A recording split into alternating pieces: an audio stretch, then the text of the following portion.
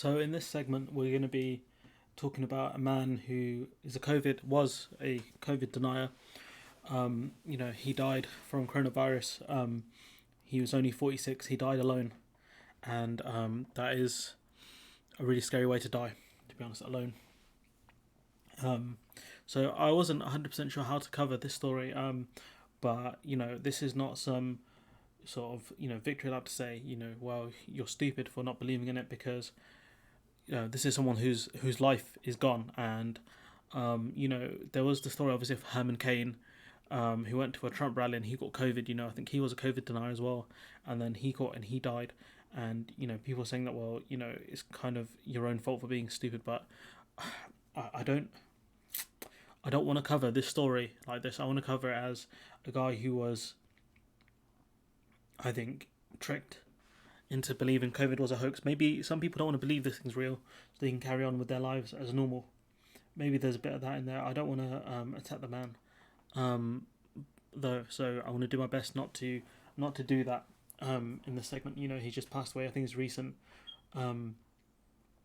It was recent, and his family's still grieving. And so if they do see this video somehow, my condolences for your loss. Because at the end of the day, people who die from COVID, especially the ones who are deniers and the ones who break the rules, the consequences for them are long-term health conditions or death. The things that the family will live with, if it is death, then they have to live with their family member dying, and that is a pain that is incredibly hard to live with. So we'll go into the story now. The family of a COVID denier, they said that they begged him to wear a face mask before he died alone in his flat from the virus that has claimed over 100,000 Brits.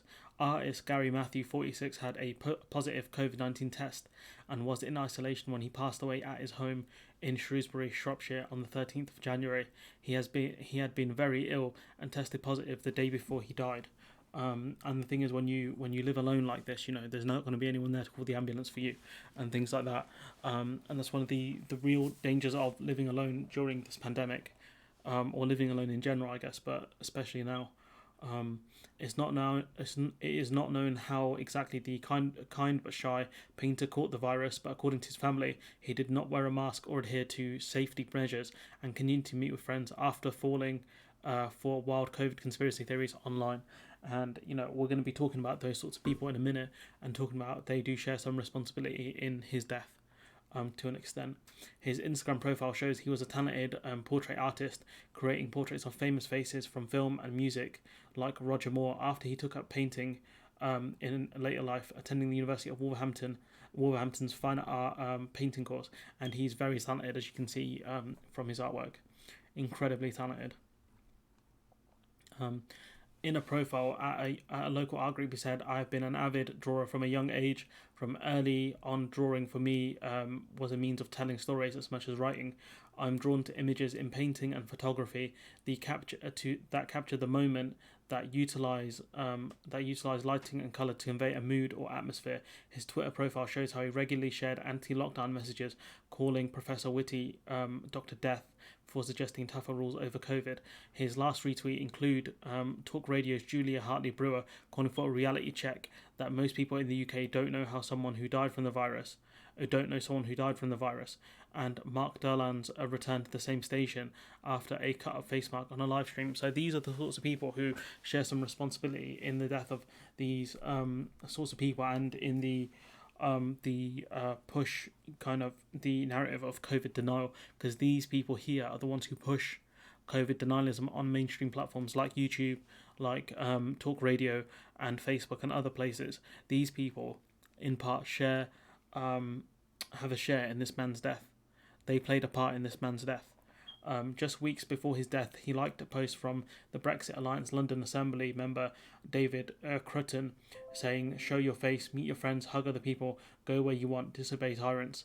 And so you've got this guy here, pushing people to break the law and sending people to their death or long-term health consequences potentially.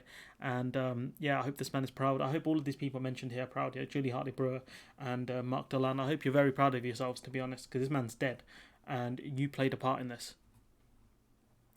Matthew's cousin Tristan Copeland said he had begged him to wear a mask and maintain social distance, but he and his friends had the mindset that they needed to go out and meet people to show they didn't believe the government. I hope his friends are very proud as well for egging him on and meeting him and stuff like that.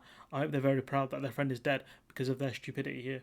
Mr. Copeland called his cousin a brilliant artist, telling Shropshire Star he didn't deserve that. No one does. He was still beloved. He was still a beloved member of the family and didn't change as a person. It has been heartbreaking for the family. We are still taking it all in. They were all very close. He'd speak to his family every other day. He had a sister, a niece, and nephew.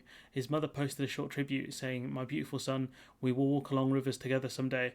No matter what people may say or may make up, as a family we loved you forever. Peter Roscoe posted a tribute to Gary, who had met when he was 19 when he worked as a door-to-door,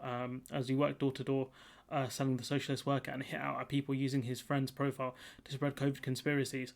A great artist and photographer, a gentle guy, he wanted a better world. Mr. Roscoe wrote, I was very sorry that in recent times he seemed convinced that COVID was some sort of hoax or part of a worldwide conspiracy, and it feels awful to me to see his page now being used by people who want others to share that worldview. And the thing is, right, these people are sharing these conspiracies. He's dead, and you're using his page or his tributes to spread COVID conspiracies when this man had passed away. Very similar to Herman Cain when they still used his website and his Twitter to spread COVID conspiracies, despite the fact that the man had died from this disease. How do you spread a conspiracy about someone dying from a disease? How do you say that this disease isn't real when someone died from this? Someone whose page you're on has died from this. Gary chose to disregard COVID precautions. Now he is dead. Thank you for challenging those who are using his site as a platform for, in my view, cold, dangerous and cruel ideas about what it is to be a human. Gary was not like that. His family revealed his funeral will take place on February 9th with limited attendees. They asked mourners to respect their privacy and let them grieve in peace in this difficult time. They added, please be considerate when posting comments online. Mayor of London Sadiq Khan has penned a heartfelt piece urging Londoners to counter anti-vaccine messages and confront family members who spread misinformation. It's really difficult to do that, to fight back against family members who are spreading disinformation, because that would make you very unpopular in the family.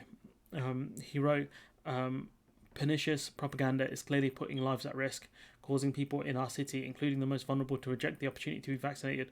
Throughout this pandemic, Londoners have been extraordinary in the way they have responded, making incredible sacrifices and supporting the most vulnerable. Becoming effective vaccine allies is now one more duty we must take on to win the battle, because this is how we can save thousands of lives, protect the NHS and get our city back on its feet. And so look, this is a really hard article to talk about, to be honest. This person has died. People are using his platform to spread more COVID conspiracies. And I bet it's an incredibly difficult time for his family.